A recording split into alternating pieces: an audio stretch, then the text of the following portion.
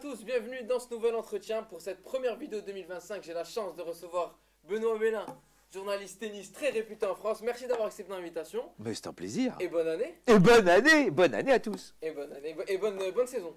Ouais, enfin pour moi ça va, Oui. ouais, ça va. On espère. Je pense que je vais gagner les 4 grands chelems, puis voilà. Voilà, Enfin, on bon. espère voir des belles choses. Ouais. Et avant de On commencer... va voir des belles choses. Certainement. Et avant de commencer, de rentrer plus en détail sur le débrief de l'année 2024 et d'aborder 2025, question sur vous, cher Benoît, pour Hop. ceux qui ne vous connaissent pas, qui sont très peu, je pense, en France. Non, arrête, non, Non, mais, quand même. mais ça va pas, non. Comment tout a commencé Alors. pour vous dans le monde du tennis? Club de tennis, gamin, mon père qui joue avec ses potes, puis je vois ça, puis je me dis, oh, mais ça a l'air d'être trop drôle quand même, ils s'amusent comme des dingues. Et puis c'était l'ambiance des clubs de tennis, tu vois, le week-end, hop, il y avait les petits barbecues le midi, ça jouait aux cartes l'après-midi, ça allait jouer au tennis, ça connaissait un tel, machin, ça finissait en fête le soir. Voilà, quoi. Comment tu veux pas rentrer dans le tennis quand tu vois ça? Bah, c'est sûr, c'est clair.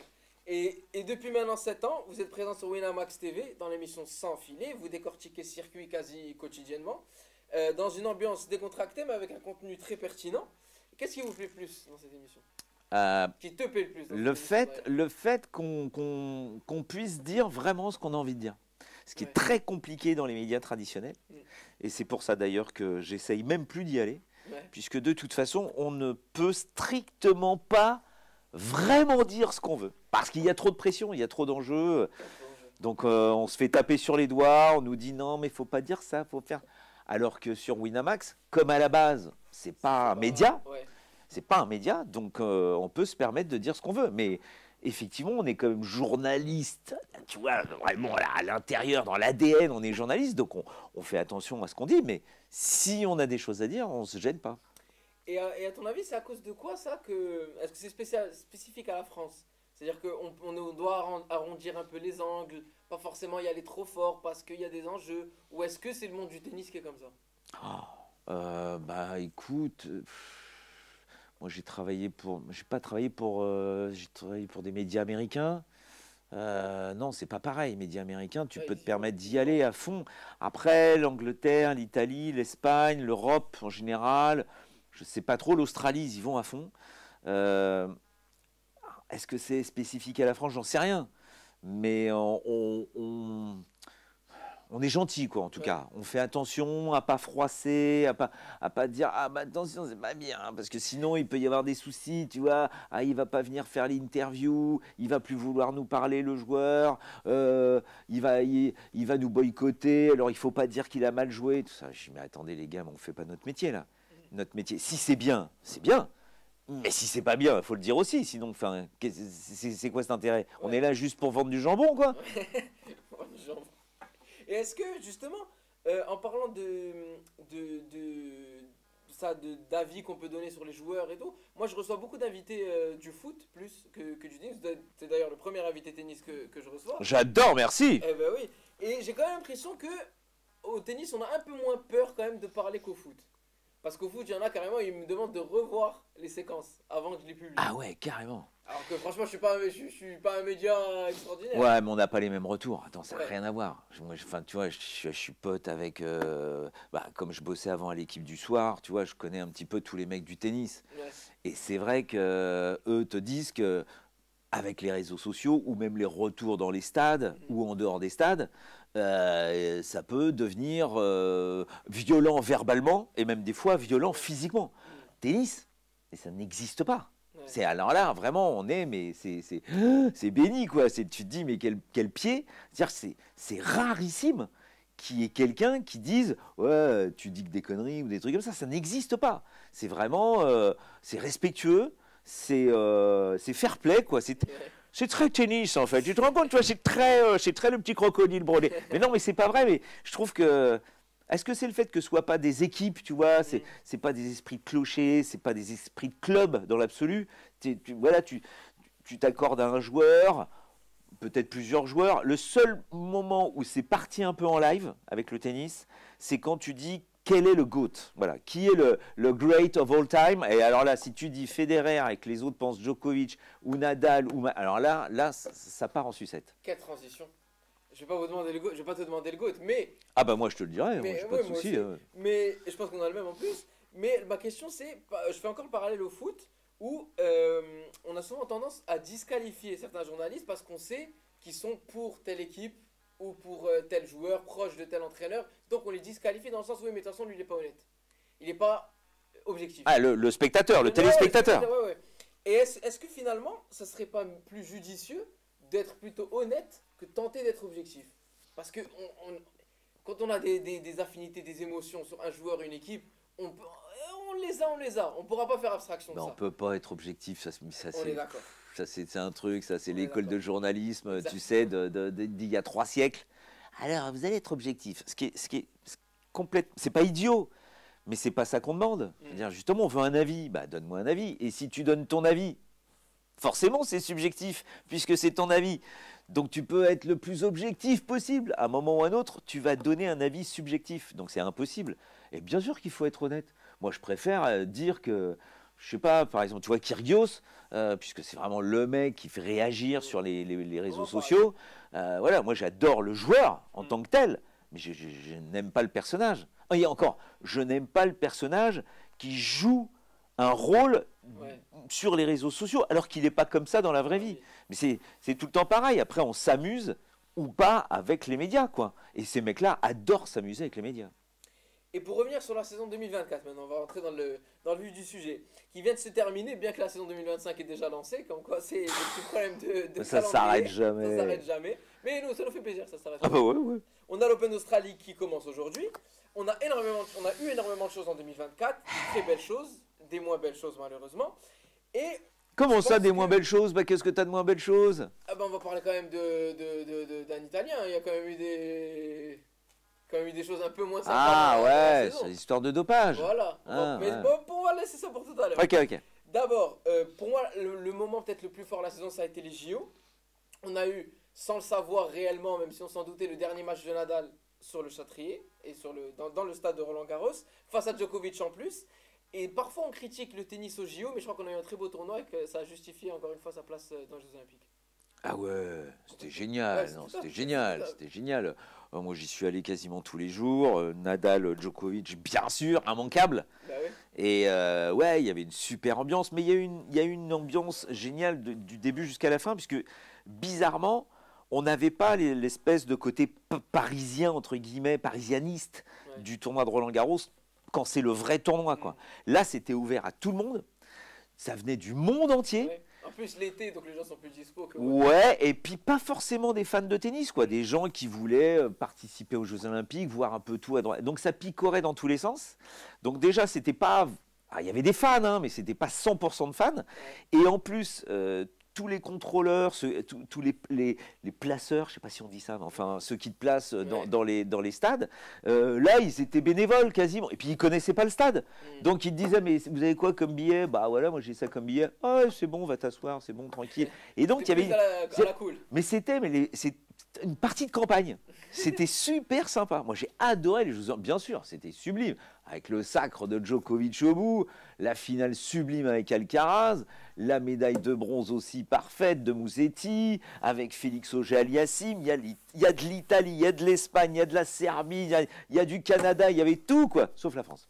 Et on va en parler aussi. Et en plus, ça permet de jouer pour son pays, ce qui est rare dans le tennis. Bah, À t'as part le semblant de Coupe Davis qui reste, mais On va pas se fâcher, on va pas parler de la Coupe Davis. voilà, voilà. Et pour rester sur Djokovic, il a eu une drôle de saison. Il n'a pas beaucoup joué, ça c'est compréhensible vis-à-vis de son âge. Il y a eu cette blessure à Roland-Garros qui lui fait jeter l'éponge en quart.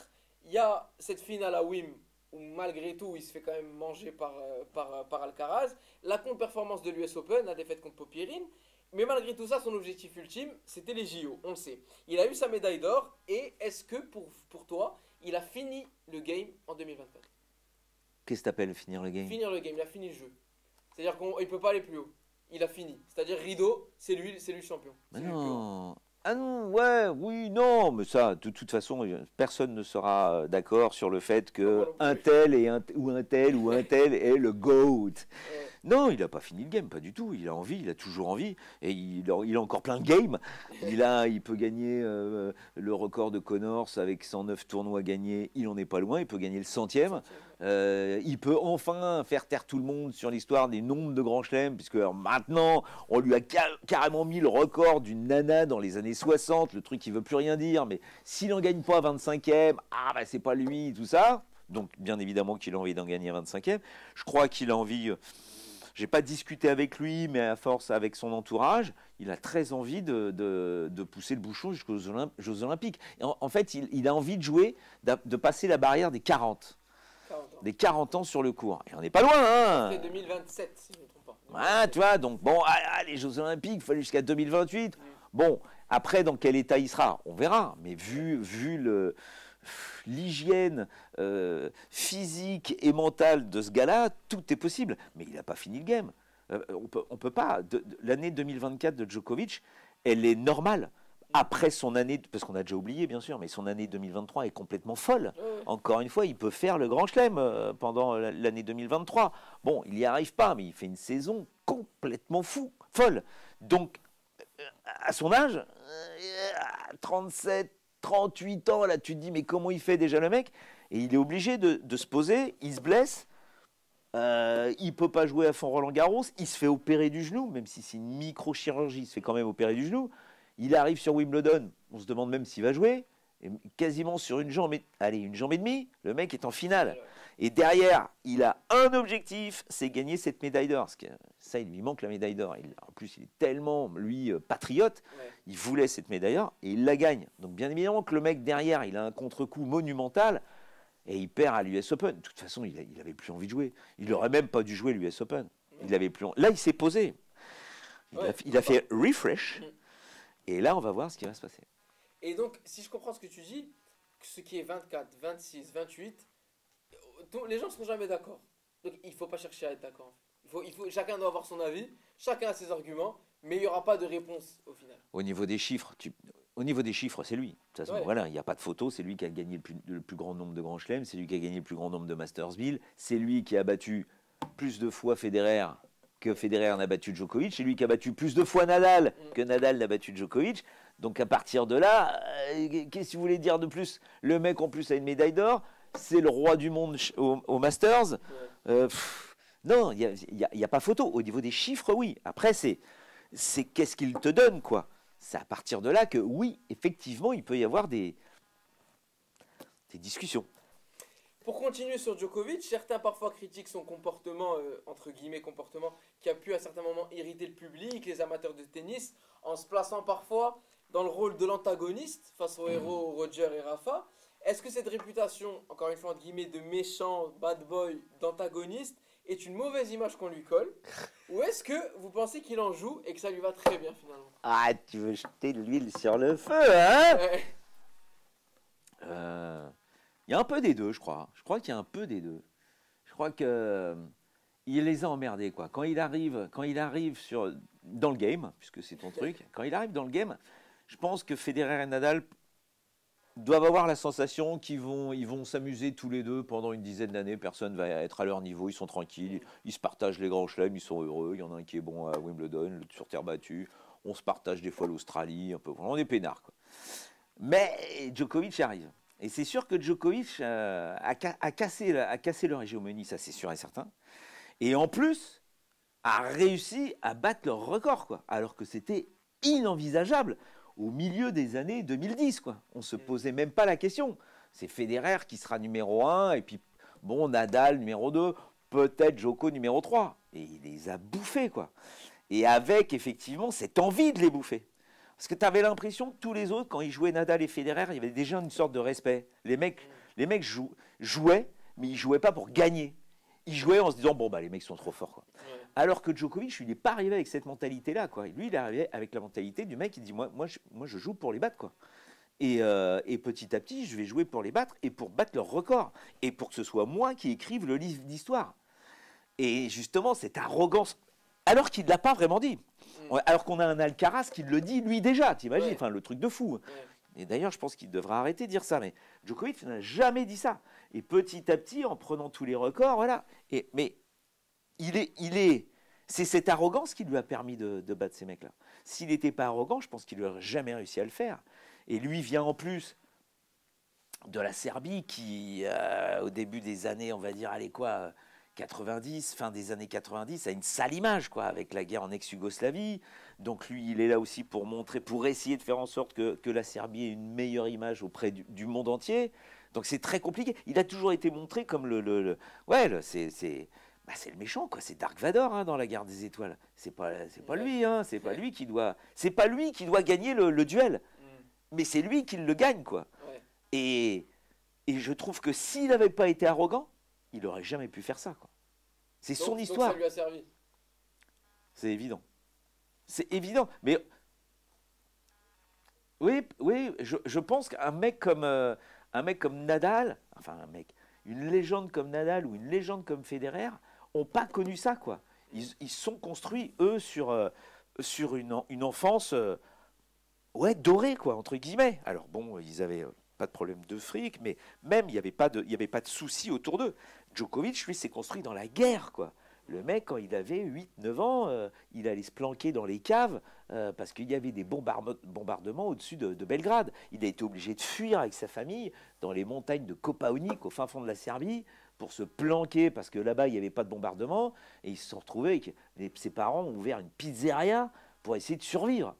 Donc lui, il a vécu vraiment dans le rêve de se dire putain, si je dois m'en sortir, c'est avec le tennis et je veux gagner Wimbledon. Son image, il s'était fait la coupe de Wimbledon en carton-pâte et il s'imaginait comme ça en train de la soulever. Ça doit être dingue de se dire que quelques années plus tard, il le fait en vrai. Ouais. Et il s'est construit, je pense, lui, il s'est construit dans la guerre, dans le combat. Pas Federer ni Nadal. Et malheureusement, l'histoire que tu racontes et son histoire, en fait, elle est peu connue, finalement. Ah ouais? Je trouve que, enfin, moi, je suis Federer à la vie, à la mort, mais l'histoire de Djokovic, je trouve même chez mes amis qui sont peut-être un peu moins tennis que moi, mais qui suivent quand même les grands chelems, les gros tournois, ils voient un peu, il y en a qui aiment Djokovic d'ailleurs, ils le voient un peu comme l'antagoniste, celui qui ne devait pas gagner et qui gagne finalement. Mais toute cette histoire de la guerre, ils en entendent parler vaguement. Mais finalement, on ne connaît peut-être pas assez le personnage. C'est fou. Et même après, quand il part là-bas, il y a un club de tennis en face de la pizzeria de ses parents. Mais un club de tennis, il y a 2 cours. Hein. Et là-dedans, il y a effectivement une femme entraîneur qui est partie, elle aussi, de Belgrade, qui s'est mise là en attendant la fin de la guerre, et qui tapote la baballe avec des gamins du coin, quoi. Il n'y a aucun intérêt. Et tout d'un coup, elle voit arriver cette espèce d'énergumène qui a aucun moyen. Hein. Donc il a un petit sac de sport, mais quand il arrive, première leçon de tennis, il a déjà les chaussettes en plus, si jamais il transpire trop des pieds, il a prévu un petit t-shirt en plus, il avait, comme un pro, il avait préparé son sac, et il disait à cet entraîneur, il lui dit, mais moi je veux être numéro 1 mondial. Mais quand tu as 7-8 ans, que tu es en plein milieu de la guerre, comment tu peux penser à ça? Mais ils ont tous leur histoire. Federer, c'était un fou. Federer, c'était un fou. C'est un mec qui se tapait la tête contre les murs avant de s'endormir quand il était gamin. Ouais. Comment ça, Federer? Mais Federer, c'est le mec le plus cool de la planète. C'est James Bond en short. Comment ça, le mec était un fou furieux? Il balançait sa raquette. Ses parents l'ont laissé dans un club à 50 bornes de chez lui parce qu'ils avaient honte. Sur un cours, ils ont eu honte. Donc ils sont partis en lui disant, écoute, terminé. Tant que tu auras ce comportement, nous on vient plus. Ils sont barrés. Roger, comment ça Roger? Mais c'est pas possible, pas Roger. Et Rafa, lui, c'est son oncle Tony qui lui a raconté des histoires complètement abracadabrantesques en lui disant qu'il avait gagné le Giro, la course de vélo en Italie 10 fois, que là-bas on l'appelait Toniador, que c'était une légende vivante, qu'il avait gagné plusieurs fois Roland-Garros et tout ça. Enfin, c'était fou, quoi. Et après, voilà, ils se construisent. C'est comme ça qu'ils arrivent à se construire. Mais tous, ils ont tous des histoires. C'est ça qui est génial de parler avec eux. Ils ont tous des histoires folles. Et pour finir sur Djokovic, donc cette saison 2025, tu l'as dit, objectif 25e Grand Chelem, qui serait un record absolu. Est-ce qu'il a encore les capacités, alors tennistique évidemment, mais surtout physique, de gagner 7 matchs en 5 manches? Et si oui, est-ce que tu le places dans les favoris de l'Open d'Australie? Alors, 7 matchs au meilleur des 5 manches. Parce qu'il peut gagner peut-être à chaque fois en 3-7. Ouais, bien sûr. Je ne le voyais pas ne pas en gagner un l'année dernière. Mais bon, il y a blessure. Il y a fatigue à l'Open d'Australie. En 2024, il n'y arrive pas. Il se blesse à Roland-Garros. Parce qu'en plus, on le fait jouer quand même en session nocturne dans des conditions de jeu complètement différentes, ce qui est une aberration. Wimbledon, il revient de blessure. L'US Open, il est cuit. Bon, ok, d'accord. Pas de grand chelem. Il est 7e mondial. Novak Djokovic. Waouh, le mec est fini, quoi. Il a 38 ans, il est fini. Je pense pas. Je pense que là, il a tout mis en place. Pour moi, il a un objectif primordial, bien sûr, c'est de gagner à tous les tournois qu'il va participer. Mais son objectif, pour moi, c'est Wimbledon. Parce qu'il y a pas véritablement de spécialiste sur gazon. Ouais, c'est ça. Il y a Alcaraz, bien sûr, qui est génial, c'est un génie, mais c'est un génie. Donc un génie, ben, des fois, il peut se viander, quoi. Pour l'instant, il a l'air solide, mais il peut se viander. On n'a pas de certitude avec Alcaraz. Il est super doué, mais de là à réussir à gagner tout le temps, tous les ans, on y va doucement.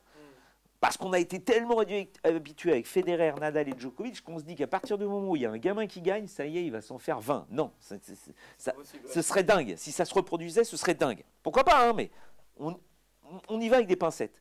Et là, tout d'un coup, on se dit, ok, l'Open d'Australie, s'il fait, avec les variations de température à Melbourne, il peut faire 40 degrés à 11h, 20 degrés à 14h, 47 degrés à 15h. Enfin, c'est très difficile, quoi.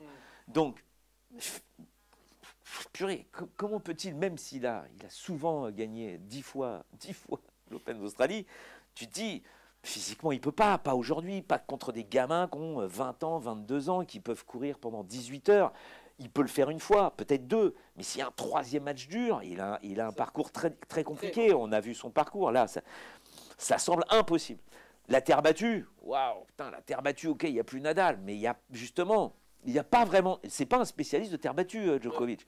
Donc ça veut dire aussi physique et mental. Merde, ça va être compliqué. En revanche, Wimbledon, il y a tout, je pense que tout ce qu'il a fait, pas par hasard. Il s'est arrêté de jouer avant la fin de la saison l'année dernière, en 2024, pour se préparer mentalement, se redonner envie de jouer, retrouver la fraîcheur de jeu, se dire, ok, qu'est-ce qui te pousse? Les records? Je ne sais pas s'il les a, les records. Il faut arrêter un peu avec ça. Mais je pense que c'est de se dire, OK, il y a Alcaraz et Sinner qui apparemment ont repris le flambeau, puisque c'est eux qui ont gagné les grands chelems l'an dernier. 2-2. Donc on se dit, lui doit se dire, OK, je suis encore au niveau de ces mecs-là. Je vais les battre. Je vais prouver que je suis encore à leur niveau. Je pense que c'est ça qui le pousse, moi. C'est de se dire, OK, Sinner, Alcaraz, pas encore. Je n'ai pas pris ma retraite. Moi, je vais en gagner. Et si je dois en gagner un, et c'est pour ça qu'il est allé chercher Andy Murray pour moi, qui est son entraîneur, qui est quand même complètement fou. C'est comme si, je sais pas, c'est comme si Ronaldo allait chercher Messi pour être son entraîneur. Tu vois, enfin, c'est un truc aberrant, quoi. Donc, imaginons là, boum, on a Murray qui est entraîneur de Djokovic. Pourquoi? Mais parce que s'il arrive à Wimbledon avec Murray comme entraîneur, autant dire que tout le peuple anglais est pour lui. Et en plus, Murray va l'aider, quoi. C'est évident que Murray est très intelligent, suffisamment intelligent tactiquement pour apporter des choses à Djokovic. Donc je pense que oui, Wimbledon, pour moi, c'est le même but que les Jeux Olympiques l'an dernier. Et c'est là que je lui mets une chance de gagner un tournoi de Grand Chelem. Il va se conditionner comme pour les Jeux l'année dernière. Ouais. Et en espérant qu'il n'y ait pas de blessure. Parce que oui, là, les Jeux Olympiques, il a eu une blessure avant. Ouais. C'est ça qui est fou, quoi. Arriver à gagner sur terre battue. C'est fou. C'était au meilleur des 2 sets. Ouais, ça fait rien, c'est dingue. C'est dingue. Mais sur le niveau de jeu de la finale est extraordinaire. C'est fou. Non. Il faut compter sur Djokovic. Tant que Djokovic m'aura pas dit j'arrête ma carrière, je me suis tellement fait avoir avec Federer et Nadal en les enterrant 10 ans avant la fin de leur carrière que maintenant, on attend. Et en parlant de Nadal, on va passer d'une légende à l'autre. Donc en 2024, on a eu la retraite d'un des plus grands sportifs de l'histoire, tout sport confondu, Rafa Nadal. Il a eu malheureusement 2 dernières saisons assez compliquées. Cette année, enfin en 2024, tirage au sort à Roland Garros très compliqué. Il hérite d'Alexander Zverev au premier tour et de Novak Djokovic dès le deuxième tour aux Jeux Olympiques. Et avec une sortie, on peut dire, un peu ratée en Coupe Davis, en semblante Coupe Davis. Est-ce qu'il n'aurait pas mérité une plus belle sortie, même si on l'a choisi que rarement? Est-ce que c'est pas un peu dommage de sortir comme ça? Mais ça, c'est du cinéma, ça. Ça, c'est voilà. Ah bah tiens, alors je vais gagner ça, j'aurai 40 ans, et ben là, je m'arrête avec la coupe, les honneurs, la gloire et tout ça. Qui? Sampras. Parce que C'était une autre époque. Mais... Sampras était foutu physiquement, il ne pouvait plus faire autre chose. Après, il ne pouvait plus jouer, c'était impossible. À partir du moment où ton corps te dit que bah, tu peux continuer à courir, bah attends, vu le niveau et l'expérience que j'ai, pourquoi je ne continuerai pas? Oui, Sampras, c'est la fin rêvée. Mais comment dire à Nadal, ok, quand tu as gagné en 2022 Roland-Garros, tu aurais dû t'arrêter. Bah, pourquoi? Ouais, il n'a pas de raison de s'arrêter à ce moment-là. Bah non, j'ai aucune raison de m'arrêter. Bien sûr que je sais que j'ai mal, mais je vais voir, je vais m'entraîner. Et puis bon, il se fait soigner, c'était au niveau du pied, il se fait soigner, ça va mieux. Il n'a plus besoin d'antidouleur ni d'anti-inflammatoire. Bah voyons voir quoi ce que ça donne. Et puis tu rejoues, malheureusement ça revient pas, tu te reblesses, tu reviens encore, et puis tu te dis, allez, un dernier Roland-Garros. Roland-Garros, tu l'as gagné 14 fois. 14 fois. Ouais. Tu as envie, bien sûr que tu as envie. Tu te dis, allez, on ne sait jamais. Bon, malheureusement, bien sûr qu'il aurait dû s'arrêter, mais Federer aussi aurait dû s'arrêter. Après l'Open d'Australie 2018, il aurait dû s'arrêter. Mais tu ne peux pas leur demander d'arrêter à ces mecs-là. Ce sont des serial winners. À partir de là, comment veux-tu dire à un mec qui en a besoin? Tu ne peux pas imaginer un mec comme ça qui, du jour au lendemain, se dit « stop, j'arrête ». C'est pas possible. La relation en plus qu'ils ont eue qu'ils ont, même pour Djokovic encore, avec le public est dingue. Ce sont des stars. Ça a l'air de rien, mais putain, tu le prends quand même. C'est un pur plaisir, c'est un kiff absolu, quoi, de rentrer. Enfin, peut-être que vous avez vécu ça, vous, hein, je ne sais pas, hein, chez vous, mais moi, j'ai jamais vécu de rentrer sur un stade avec, et c'est que du tennis, avec, allez, on va dire Arthur H, allez, on va dire 40 000 personnes, 35 000 personnes qui hurlent ton nom. Moi, mais tu dois être Superman, tu dois être dingue. Tu peux pas dire à un mec, arrête-toi, pas possible. Passons au joueur phare de l'année 2024, Yannick Sinner évidemment, double vainqueur de Grand Chelem, 3 Masters 1000, le tournoi des maîtres en fin de saison. Ma question est simple, est-ce que l'Italien a réalisé l'une des meilleures saisons qu'on ait connues sur le circuit? Ah, pas évident. Bah non, bah on peut pas dire, oui, enfin oui, bah c'est quand même super, c'est super, mais tu peux pas, il en a gagné que 2. C'est fou déjà ça. Et il a gagné que 2 grands chelems. Oh, la merdasse. Il n'a pas gagné beaucoup de Masters 1000. Oui, il fait le Masters, mais comparativement aux saisons qu'ont pu faire les 3 dingues dont on vient de parler, mais il m'a surpris. Je pensais pas qu'il allait. Ouais, je pensais pas qu'il allait s'envoyer 2 grands chelems, finir numéro 1 et surtout progresser à ce niveau-là, quoi. Oui, on savait que c'était un mec qui était dangereux, mais là, arriver à amener autant de variété dans son jeu, en gardant cette puissance de frappe, améliorer son déplacement, qui était pas mal, parce qu'il a une espèce de déplacement à la Djokovic, mais il n'est pas souple. C'est un mec qui n'est pas souple du tout. Bah, il a travaillé cette souplesse pour arriver justement à essayer d'être plus mobile, plus réactif après sur les reprises d'appui. Quand tu pars sur le côté comme ça et que tu dois revenir, tu as les adducteurs qui font mal. Et ça, il l'a travaillé. Après, il a vu qu'Alcaraz variait énormément avec des petits touchés de balle. Il a une main, faut arrêter de dire qu'il n'en a pas, mais par rapport à un mec comme Alcaraz, justement, il n'en a pas. Ou par rapport à Federer. Donc là aussi, il l'a travaillé, tu vois.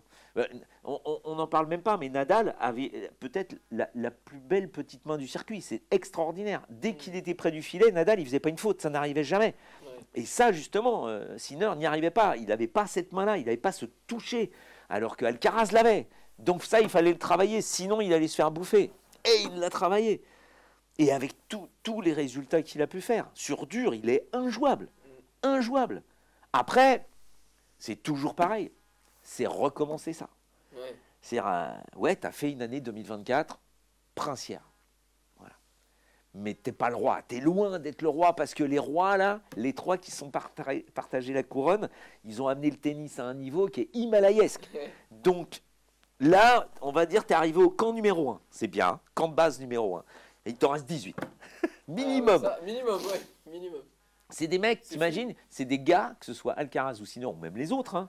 Mais bon, c'est vrai que pour l'instant, on parle d'eux parce qu'ils gagnent les grands chelems, mais c'est des mecs qui, s'ils n'en gagnent pas 20 des titres du grand chelem, ils n'existeront pas. Ouais. C'est aberrant. C'est aberrant de se dire que Nadal a gagné 14 Roland-Garros. C'est autant que le record de titres de grand chelem de Sampras, qui était Le mec, on le dépassera jamais. Il en a gagné 14 des grands chelems en tout.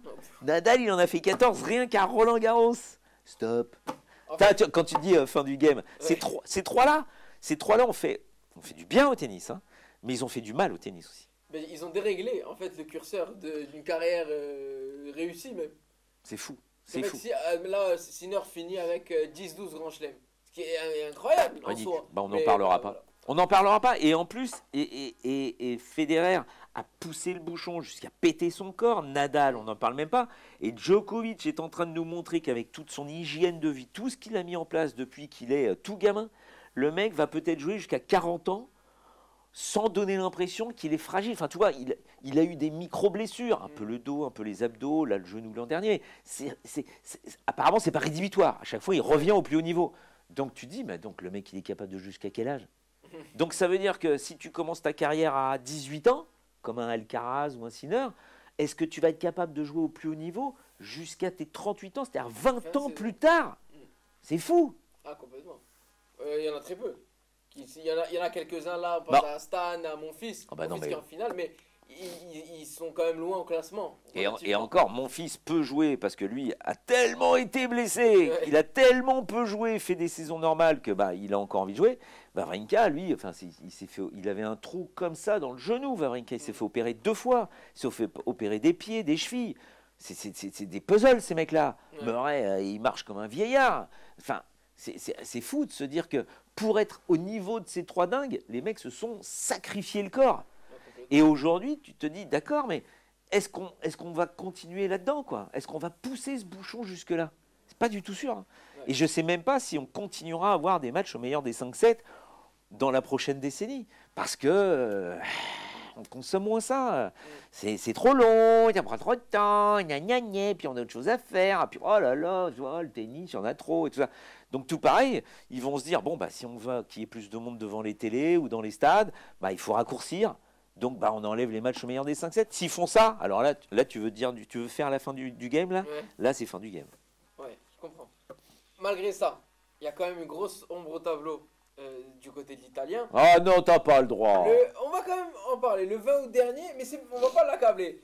L'Agence internationale pour l'intégrité du tennis annonce que Sinner est blanchi après un contrôle positif à un stéroïde anabolisant.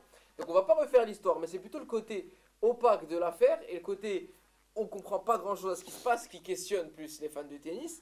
Qu'est-ce qu'il faudrait changer dans l'approche du dopage et de l'antidopage évidemment dans le tennis pour rendre ça plus clair pour le public? Parce qu'on a l'impression que c'est magouillé et que c'est caché et qu'on ne veut pas tout dire.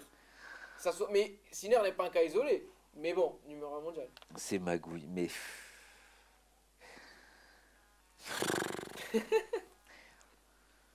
il y a du dopage partout, dans tous les sports, il y a du dopage. Bien sûr qu'il y a du dopage dans le tennis, et il y a du dopage dans tous les autres sports, et même du dopage dans notre vie courante. Il faut arrêter les conneries quand on prend des trucs survitaminés et compagnie, ou que, je sais pas moi, des acteurs et tout ça qui prennent des trucs pour être bien, ou des mecs qui vont faire des conférences de dingue, qui se prennent des bêta-bloquants pour être calme. C'est du dopage. Dans le sport, on a dit, ok, attention, ça part trop dans le délire, machin et compagnie, donc on va mettre une liste de produits interdits qu'on remet au goût du jour tous les ans. Voilà, ils en enlèvent, ils en rajoutent, ils en enlèvent, ils en rajoutent. Bon, de toute façon, à partir du moment où un joueur ou une joueuse, au tennis, hein, je ne parle pas des autres sports, mais bon, prend un produit pour pouvoir jouer, bah, déjà pour moi c'est du dopage, même si le truc est autorisé. Les mecs prennent tellement de pilules que ça devient n'importe quoi.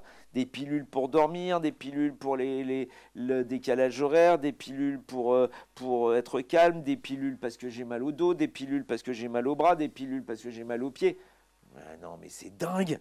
Stop. Là on a appris récemment que Swiatek, en dehors aussi elle de son petit cas de dopage, prenait jusqu'à 9 pilules par jour.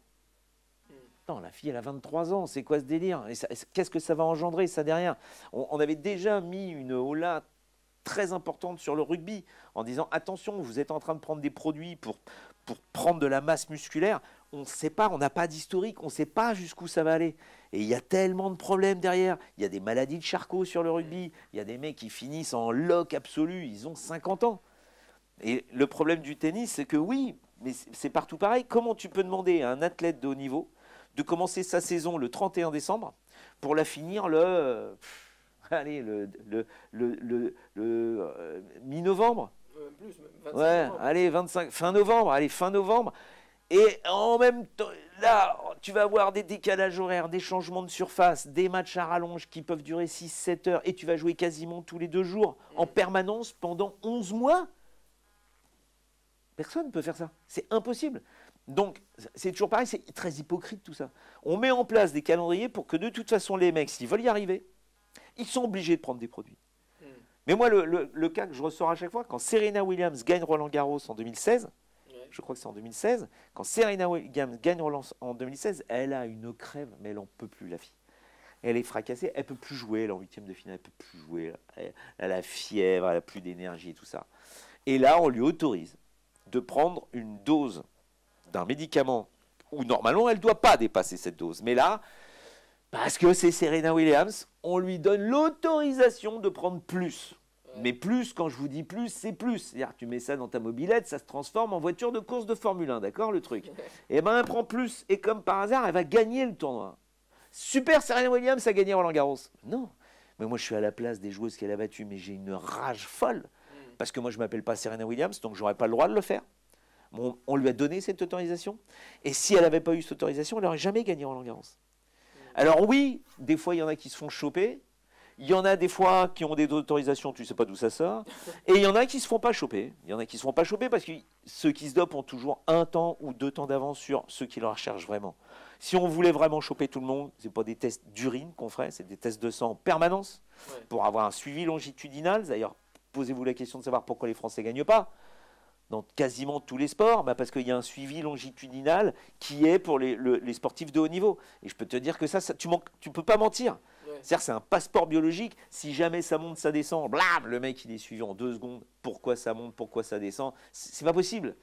Donc, si on voulait vraiment, on pourrait faire en sorte qu'il n'y ait pas de dopage. Mais on ne veut pas. On ne veut pas. C'est intéressant. Et pour finir sur Sinner, est-ce que cette année 2025 sera dans la continuité de 2024, avec pourquoi pas premier titre à Roland ou à Wim, ou est-ce qu'il risque un peu d'y avoir, comme on parlait tout à l'heure, de contre-coup de cette saison où il a été au top, où il a été princier mais pas royal, et vu le chemin qui lui reste à parcourir pour arriver chez les rois, est-ce que ça, il va pas plafonner? Même pas tennistiquement, même dans la tête. Ouais, non, il est construit. Lui, il vient du ski, famille très équilibrée. Le gars, ils sont doués, ces salopards. C'est quand même dingue. Le mec, il fait du ski, il est champion d'Italie, il fait du slalom. Voilà. Oh, tiens, je vais peut-être faire du tennis. Tiens, je vais faire tennis. Tiens, je suis numéro 1 mondial. C'est dingue. Enfin, non, mais c'est dingue. Et on va le savoir tout de suite. Il est favori de l'Open d'Australie.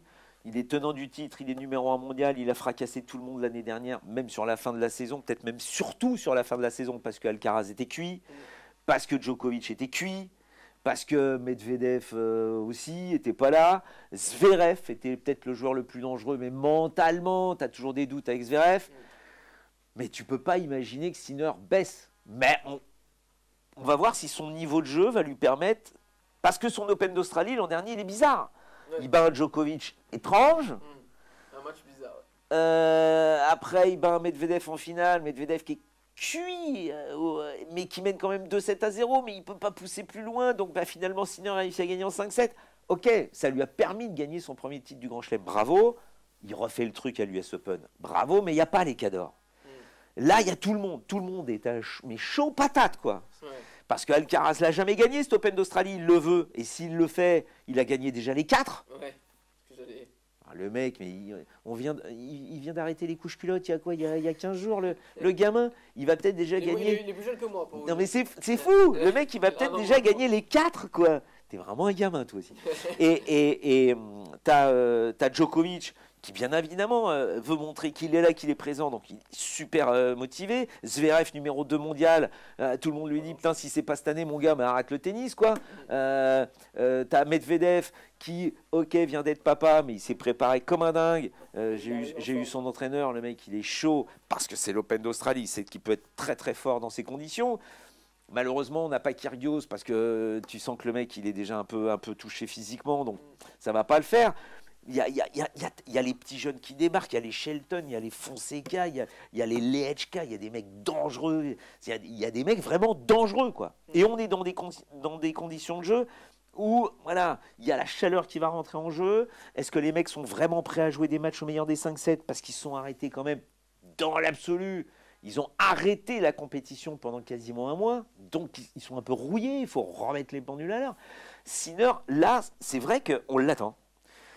S'il gagne l'Open d'Australie sans perdre un set, alors là, mon gars, alors bon, t'es prince plus. Ouais. T'es le prince dans Shrek. Voilà. T'es balèze, quoi. Mais s'il perd, t'as presque l'impression que tout s'écroule déjà, quoi. Ok, c'est plus lui, c'est bon. Et puis, qui va gagner? Si c'est Alcaraz, bon, bah voilà, c'est Alcaraz qui va gagner Roland-Garros, puisqu'il a gagné Roland-Garros l'année dernière. Donc, on a un espèce de... Le yo-yo, là, en 2025, il peut être mais gigantesque. Sauf, effectivement, si Sinner et Alcaraz se partagent les 4 grands chelems encore une fois, comme l'an dernier, alors là, les gars, c'est bon, vous êtes au-dessus. Mais perso, j'y crois pas. Okay. Je me dis que là, on peut même se retrouver, pour moi, avec 4 vainqueurs différents, un peu comme chez les filles, sur les 4 tournois du Grand Chelem. Ça serait intéressant. Ouais, moi, je vois un peu ça comme ça. Je me dis qu'à un moment ou à un autre, il y a tout ce qu'il faut pour qu'on ait vraiment une saison de dingue. Parce qu'on a 2 gamins qui sont les rois, mais c'est pas encore sûr, quoi. C'est pas ouais, c'est pas gravé dans le marbre. C'est pas Astérix et Obélix, quoi. Tu vois, c'est pas Jules César. Le truc, on sait pas, quoi. Et puis il y a Djokovic. Il est mort, il est pas mort. Hein, non, il peut pas être mort. C'est Djokovic, il peut pas être mort. Puis il y a des mecs qui sont forts, les Zverev, les Medvedev, c'est des mecs qui sont hyper dangereux. Après, il y a un petit gap quand même, tu vois pas Taylor Fritz, les Rune, les Rublev, les Dimitrov, même Tsitsipas, on n'y croit plus. Pourtant, c'est un joueur tellement fort, mais tu n'y crois plus à ces mecs-là. Alors, s'il y a un petit jeune qui débarque là-dedans, pourquoi pas? Mais ce serait fou. Parce que là, vraiment, tu te dis... Pourquoi pas français? Pourquoi pas un Français? Ce serait fou aussi, mais bon. Ce serait complètement fou. Je vois pas un Français gagner un tournoi du Grand Chelem. Ce serait complètement dingue. Mais dingue! Dingue! Mais pour moi, s'il y en a un qui doit gagner un tournoi du Grand Chelem, à l'heure actuelle, c'est Arthur Fils. Ouais. Mais rien qu'à vous dire ça, déjà, ça me fait bizarre. Ouais. Je me dis que il n'a pas les capacités encore pour le faire. Il a le temps. Il a encore... Mais oui, mais Mais bon, quand il y a les autres qui poussent, évidemment. on a dit ça de Zverev, de Medvedev, de Tsitsipas, les pauvres. Il est passé entre les... Il en a gagné un. Il en a gagné un. Et le principal concurrent de Sinner en 2024, Carlos Alcaraz, Carlitos! 2 grands chelems. Il a rejoint le cercle très fermé des joueurs qui ont fait Roland plus Wim, d'autant plus, mais il finit que, entre guillemets, numéro 3 mondial. Quel nulard. Que voilà, devancé par Zverev. Donc ça a été une année paradoxale sur lui, évidemment, pour lui, évidemment, plus que réussi, mais mise au second plan, malheureusement, par quand même Sinner. Parce que globalement, on a plus dit que c'était l'année de Sinner que l'année d'Alcaraz. Complètement. À juste titre, même s'il y a 2 grands chelems chacun, parce que Sinner, on l'a senti plus surdominé de janvier à novembre plutôt qu'Alcaraz. Et comment Alcaraz, maintenant, peut travailler son approche des tournois, son approche de calendrier, pour arriver à chaque fois à un pic de forme pendant les grands chelems, comme le fait très bien Djokovic, il le faisait très bien, il le fait encore, pour vraiment step up et battre Sinner sur le jeu. Bah déjà c'est dur de te dire que 2024, c'est Sinner. Ouais. Parce que dans l'absolu, c'est Sinner, parce que Sinner finit en gagnant le Masters. Mais il ne faut pas oublier Sinner, avec cette histoire de dopage au-dessus de la tronche, là, il n'a pas joué toute la saison. Ouais. Il n'a quand même pas joué beaucoup de tournois avant la terre battue, avant Roland-Garros, on va dire. Donc il ne s'est pas épuisé physiquement comparativement à Alcaraz qui lui est allé au bout, qui en plus fait le doublé avec Wimbledon et qui derrière va en finale des Jeux Olympiques. Sinner ne joue pas les Jeux Olympiques. Sinner, il se pose. Ouais. Blessé, pas blessé, arrangement avec... on ne sait pas. Alors écoute, attends Pépère, excuse-nous, mais là, il y a un truc pas clair dans ton histoire, donc il faudrait pas que tu joues, tu vois, parce que tu as l'impression... Effectivement, tu as l'impression qu'il y a des arrangements. Ouais. On parle du numéro 1 mondial, donc ça fout un peu le bordel, quoi, si jamais le numéro 1 mondial est dopé. Donc, c'est pour ça que Alcaraz, pour moi, est au même niveau d'égalité sur l'année dernière qu'un Sinner. Je ne mets pas Sinner au-dessus même si numéro 1 mondial, et que l'autre n'est que numéro 3, parce que je pense que Alcaraz, cette année 2024, lui a servi à changer de peau. Pour moi, il a mué. Il est passé de l'adolescent à, on va voir ça cette année, à un joueur qui, normalement, doit construire son calendrier, comme tu le disais très justement, pour être présent du début jusqu'à la fin. C'est un peu son problème. Il est tellement calqué sur Nadal. Tu as l'impression que le mec s'épuise, et quand arrive l'US et après l'US, le mec, il n'en peut plus, il est crevé, il n'a qu'une envie, c'est de s'arrêter. La meilleure des choses qui puisse lui arriver, c'est que Nadal est arrêté. Il n'est pas obligé de jouer les Jeux Olympiques en double parce qu'il y a Nadal. Il n'est pas obligé de jouer la Coupe Davis parce qu'il y a Nadal et qu'il faut que l'Espagne gagne. Déjà là, en principe, il jouera pas le premier tour. Mais tu vois, il n'y a plus ça, quoi. Il n'y a plus cette figure tutélaire. Là, attention, il faut que tu l'aides, il faut qu'il finisse sa carrière en beauté, quoi. Mais c'est la pression est énorme pour des gamins comme ça. Ils sont fous de faire ça.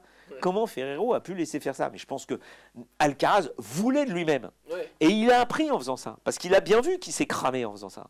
Et que là, cette année, s'il veut, parce que lui, il ne fait que le répéter, ce que Sinner ne dit jamais, Alcaraz le répète en permanence. Moi, si je bats pas le record de ces mecs-là en tournée Grand Chelem, ça ne m'intéresse pas, quoi. Je veux écrire l'histoire du jeu. Écrire l'histoire du jeu, s'il faut que tu en gagnes 24. Peut-être 25, voire 26, peut-être 27, voire 30, si tu veux vraiment devenir le GOAT des GOAT. Donc ça veut dire qu'il faut pas que tu t'arrêtes. Il faut que tous les ans, tu en gagnes 2, minimum, et que tu joues jusqu'à 45 ans. Il ne faut pas que tu te blesses. Il faut que tu sois hyper régulier. Que jamais tu aies une saison blanche. C'est ça. C'est impossible dans l'absolu. Mais peut-être que justement, pour moi, je pense qu'il a grandi là. Et qu'en 2025, s'il y a un mec qui doit exploser, qui doit nous montrer qu'il est le plus fort, c'est Alcaraz parce que c'est un génie.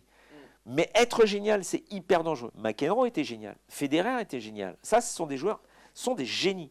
Mais après, il faut un travail monumental pour que ton génie devienne un génie répétitif. Un génie, en général, c'est comme ça. C'est pas, tu vas pas à l'usine. Tu n'es pas génial à l'usine. À l'usine, tu répètes. Et sauf que là, on te demande d'être à l'usine tous les jours et d'être génial tous les jours. C'est impossible. Donc, il faut être capable de gagner sans être génial. Et c'est ce qu'on va voir si Alcaraz est capable de le faire. Et il y a plusieurs autres joueurs qui sont illustrés cette année, Zverev, Medvedev, Fritz, pour citer les finalistes de l'année dernière, 2024. 2024. Et est-ce que ces joueurs pourront, d'après ce que tu me dis, oui, arracher un grand chelem à Sinner, Alcaraz, Djokovic? Si on a 4 gagnants, évidemment, je pense que les 3 en prennent chacun un, plus il y aura un quatrième, peut-être l'US. Qui pourrait venir mettre son grain de sel là-dedans? Non, j'irai plus sur l'Open d'Australie. Sur l'Australie? Ouais, parce que l'US Open, parce que si moi, il y a un mec qui doit gagner, c'est Zverev. Là, tout de suite. C'est son moment. Il est prêt, il est fort, il est impressionnant. Il a beaucoup amélioré son coup droit, qui était quand même son point faible. Il s'est rendu compte qu'il fallait quand même qu'il soit un peu plus agressif. Il ne l'est pas face, on va dire, aux doublures lumières du circuit. Je suis hyper dur. Hein. Mais on va dire que les mecs qui sont au dehors du top 30 pour ces gars-là, bon, ok. Dans les petits tournois, ils peuvent perdre, mais dans les grands chelems, en général, ils ne perdent pas. Donc voilà. En revanche, quand il va jouer les meilleurs, là, le top 20, il faut qu'il y aille. Et l'Open d'Australie, personne n'est encore vraiment prêt. Donc il peut se passer des choses. Il peut se passer. On ne s'attendait pas à ce que Sinner gagne. Hein. Tu vois, on ne s'attendait pas à ce que Wawrinka batte Djokovic à l'Open d'Australie. On ne s'attendait pas à ce que Cilic soit en finale de l'Open d'Australie contre Federer. Enfin, il y a eu des trucs très bizarres à l'Open d'Australie. Parce qu'il y a eu du Thomas Johansson, il y a eu du Rainer Schüttler, il y a eu du Marcos Baghdatis. Des mecs, vous ne savez même pas de qui je parle, quoi. C'est des mecs qui sont allés en finale, des fois qui ont gagné l'Open d'Australie, quoi, à une époque où logiquement il n'y a pas de place.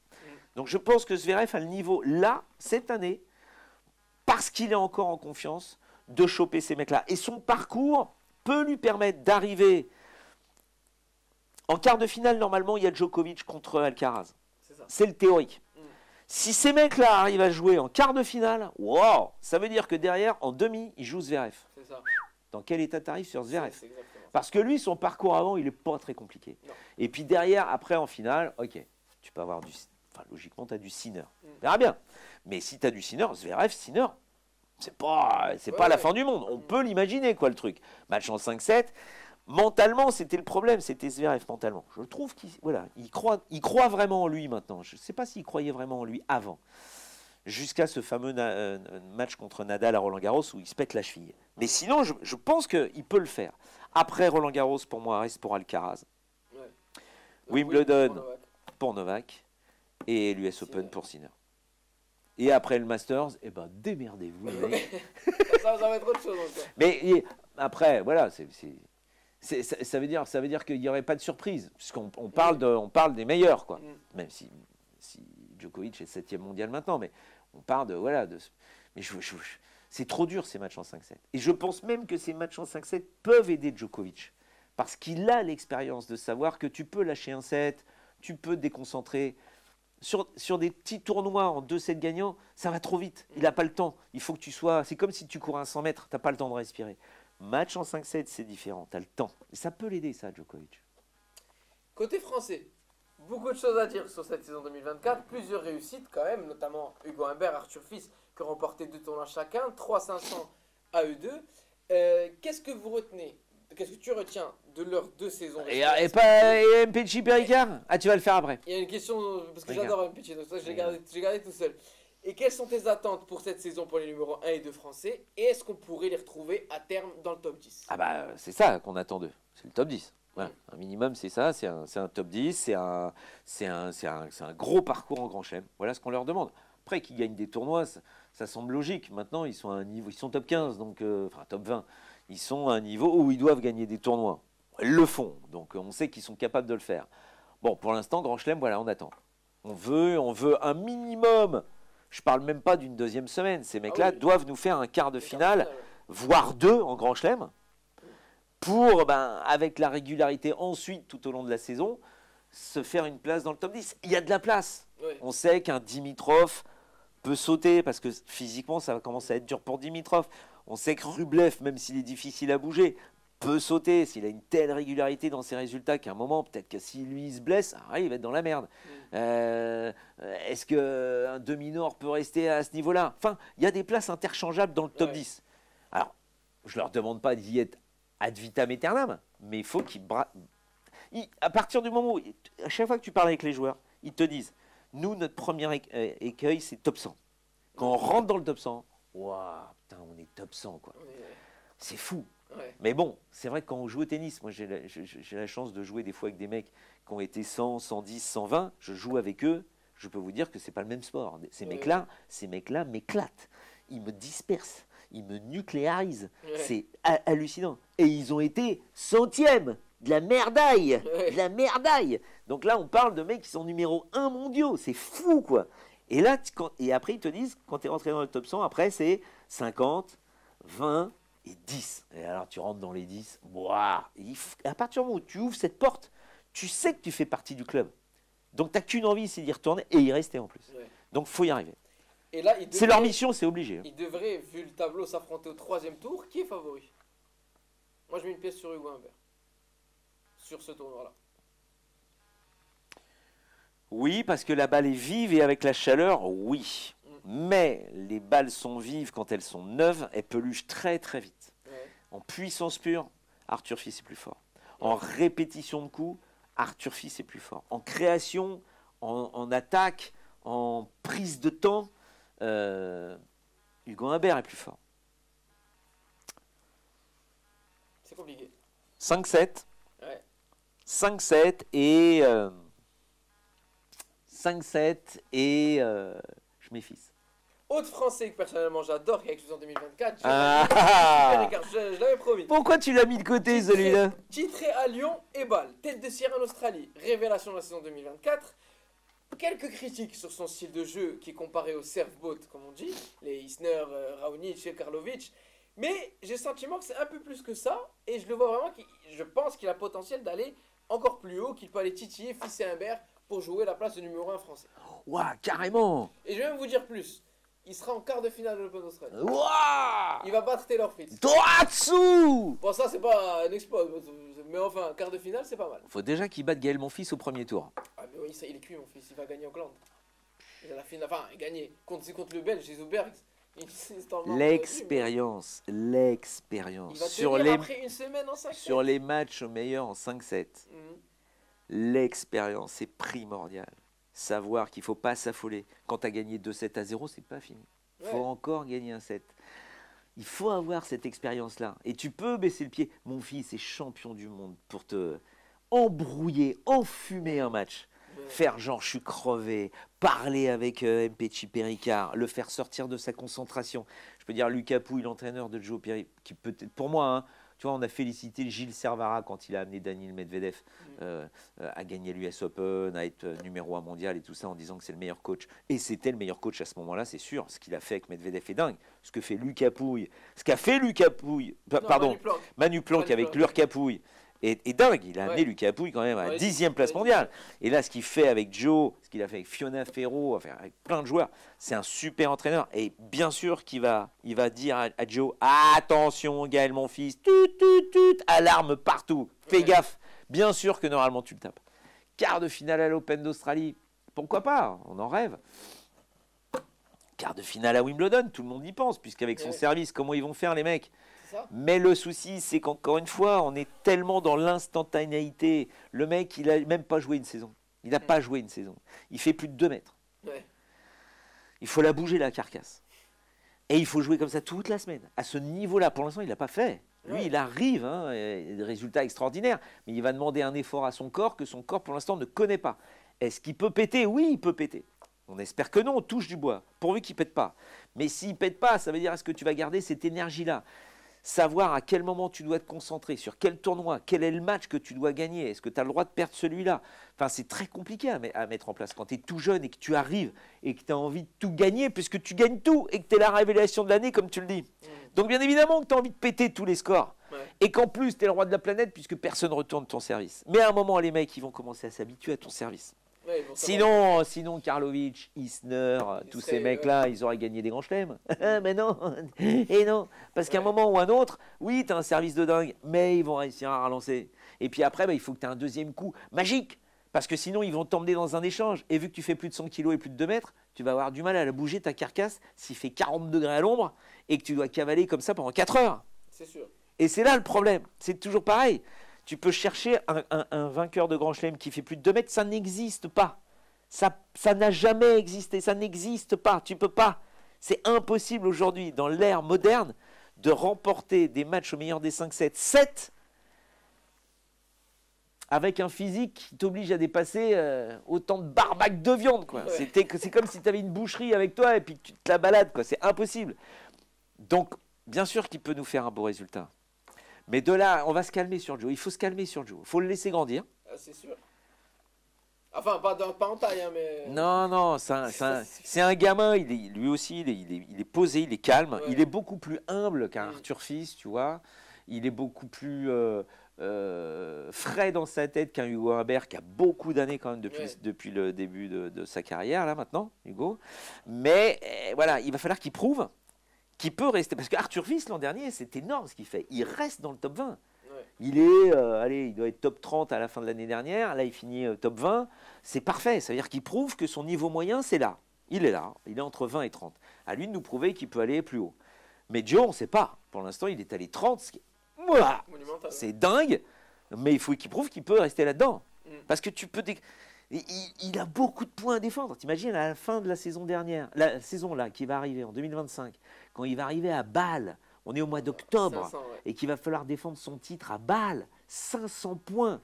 Si tu as été blessé, si tu as moins de confiance, tu perds 500 points à ce niveau-là, mais tu te retrouves 70e. Ouais. Et c'est plus la même musique. Ouais, du tout. Donc oui, on espère. Mais il faut arrêter, faut attendre. Plus globalement sur le tennis français, il y a beaucoup de critiques sur l'absence de titres en Grand Chelem, en Masters 1000. Mais pour autant, est-ce que le tennis français se porte si mal que ça? Moi, j'ai compté 12 Français cette semaine dans les 100. 7 titres sur le circuit ATP l'année dernière tout de même. Est-ce que finalement, le tennis français n'est pas juste à sa place? Ah, ouais, bah, complètement. Ah mais complètement. Il est à sa place. Il est à sa place. On devrait quand même avoir un Français dans le top 10 quand même. Vu, on a un grand chelem, ça a l'air de rien, mais ça génère beaucoup d'argent et cet argent est redistribué dans les clubs, dans la formation, pour qu'on puisse les former. On a un centre national d'entraînement. Mais il y a combien de pays qui ont ça? Tu crois qu'en Serbie, il y a ça, toi? Non, s'il n'y a pas Djokovic qui finance la carrière des joueurs comme Medjedovic, Medjedovic. ces mecs-là ne peuvent pas, ils n'ont pas les moyens financiers de faire une carrière tennistique. C'est impossible. Ou même les parents, s'ils vendent leur maison, s'ils vendent leur godasse, s'ils finissent à poil dans la rue, ils ne peuvent pas, c'est trop cher. Ouais. Donc c'est de se dire que nous, en France, on a la chance de pouvoir former des joueurs et des joueuses. Logiquement, on devrait au moins, allez, on devrait en avoir dans le top 10. Après, c'est bon, on en a 2 dans le top 20, c'est bon, Ouais. on va pas non plus cracher dans la soupe. Mais la vitrine, ce sont les grands chelems. Ou au moins, allez, un Masters 1000. On n'était pas loin à Bercy. Ouais. Humbert est en finale. Mais voilà, il faut qu'à un moment, on se montre comme étant une nation qui a, ouais, et puis à partir du moment où tu as cette vitrine-là, eh ben, on te voit à la télé. Et donc, il y a des gamins qui commencent à rêver, quoi. Tu vois, ça a l'air de rien, mais ah, bah, tiens, je vais Ouais. taper la balle dans le jardin. Papa, j'aimerais bien aller dans un club. Ah, qu'est-ce que tu vas aller faire? Ah, mais tiens, gna, gna. Hop, tu l'inscris dans un club de tennis et il va savoir ce qui va se passer. C'est comme ça que Ouais. commence l'histoire. Ouais. Là, on n'a pas une Française dans le top 50 à l'heure actuelle. C'est dramatique. Il n'y a pas une jeune fille qui a envie de jouer au tennis en France. Il n'y en a pas une, ça n'existe pas. C'est un désert total. Et là, chez les garçons, ok, mais ils sont jeunes, il n'y a pas de référence, il n'y a pas la loco, il n'y a pas. C'est mon fils, attends, le mec qui a commencé à voir mon fils quand il était jeune, il a 70 ans aujourd'hui, donc ça marche plus, quoi, tu vois. Ouais. Donc oui, il faut qu'Arthur Fils, ouais, ou un Gio, parce qu'ils sont jeunes, et puis qui montrent des trucs. Hugo Humbert est quand même très calme, très placide. Donc effectivement, ces 2 mecs-là, s'ils arrivent à nous faire un quart, une demi, bah ça, forcément que ça amènera. Et là, si ça amène des jeunes dans un club, tu sais pas. Le génie, tu peux pas le créer, hein. Donc Ouais. c'est du pur hasard. Petit jeu pour terminer notre entretien. On joue On joue. T'as les raquettes? J'ai des raquettes. On joue. Alors, on va pas jouer au ping-pong, nous, mais j'y crois pas. Je te donne des affirmations. Il y en a une dizaine. Juste j'y crois ou j'y crois pas. Ok. Pour ça, explication. C'est parti. Un Français en demi-finale d'un Grand Chelem en 2025. J'y crois pas. Un Français en finale d'un Masters 1000. J'y crois. Un nouveau doublé Roland Garros Wimbledon pour Alcaraz. J'y crois pas. Plus de 2 Grands Chelems pour Sinner. J'y crois pas. Le 25e de Novak. J'y crois. Un grand titre pour Kyrgios. J'y crois pas. Tsitsipas de retour dans le top 5. J'y crois pas. Medvedev à nouveau titré en Grand Chelem. J'y crois pas. Zverev remporte enfin un Grand Chelem. J'y crois. Un nouveau numéro 1 mondial pendant l'année. Ah, j'y crois pas, c'est trop compliqué. Péchi Péricard. Un nouveau numéro 1. Oui, quelqu'un On qui est n'a d'accord, jamais été, qui hein. n'a jamais Ouais, été. Genre Zverev. Non, non, impossible. Euh, Zverev, je crois, a plus de 4000 points de retard. ouais. Péchi Péricard en deuxième semaine en Australie. Oh, c'était ma question spéciale. J'y crois pas. La France titrée en Coupe Davis. Où est-ce qu'il en reste? Ça fait qu'on a 3 joueurs quand même là. Ouais, mais après, il y a le double, tu vois. Non, j'y crois pas. Un Français au Masters de Turin. Et un titulaire par exemple. Ah, ce serait énorme, mais j'y crois pas. Et ben c'est la fin de notre entretien. J'ai pas le droit de dire ça. Merci Benoît d'avoir été avec nous, c'était un plaisir. Bah, c'était cool, hein. Ouais, très sympa, Ouais. merci beaucoup. Bah, j'espère hein, que c'était cool. A très vite pour de nouveaux entretiens, de nouvelles vidéos. Salut. Salut.